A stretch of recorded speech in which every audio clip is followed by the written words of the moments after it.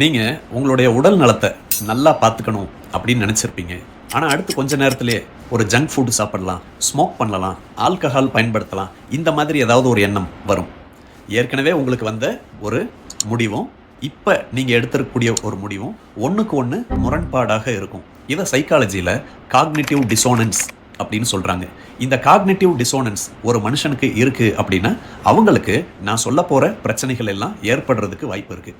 முதல் பிரச்சனை என்ன அப்படின்னா அவங்களுக்கு உள்ளுக்குள்ளேயே ஒரு மன போராட்டம் அப்படிங்கிறது ஏற்படும். காரணம் என்னென்னா அவங்க ரெண்டு விதமான விஷயங்களில் இப்போ ஒன்று சேர்ந்து இருக்காங்க.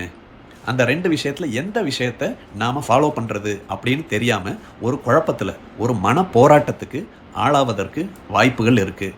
எப்போ எல்லாம் நமக்கு இந்த காக்னிட்டிவ் டிசோனன்ஸ் ஏற்படுதோ அப்போ நம்ம ரொம்பவே ஜாக்கிரதையாக இருக்கணும். காரணம் என்னென்னா உங்களுடைய மனமும் உங்களுடைய செயல்பாடும் ஒத்து போகலை, ரெண்டும் வேற வேறையாக இருக்குது.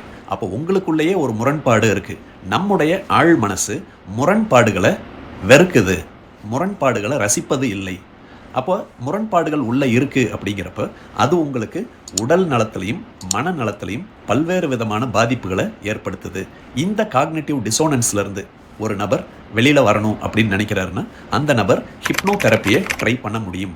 ஹிப்னோதெரப்பி ஆழ் மனசுக்குள்ளே போய் மனநிலையை மாற்றி அமைக்கக்கூடிய ப்ராசஸை செய்யறதுனால அவங்களால துல்லியமாக எனக்கு எது வேணும், என்னுடைய மனநிலை எப்படி இருக்கணும் அப்படின்ற ஒரு கிளியரான முடிவை எடுத்து அந்த முடிவை ஆழ் மனசுக்குள்ளே செலுத்தி ஆழ் மனசை அவங்களால ரீப்ரோக்ராமிங் பண்ணிக்க முடியுது.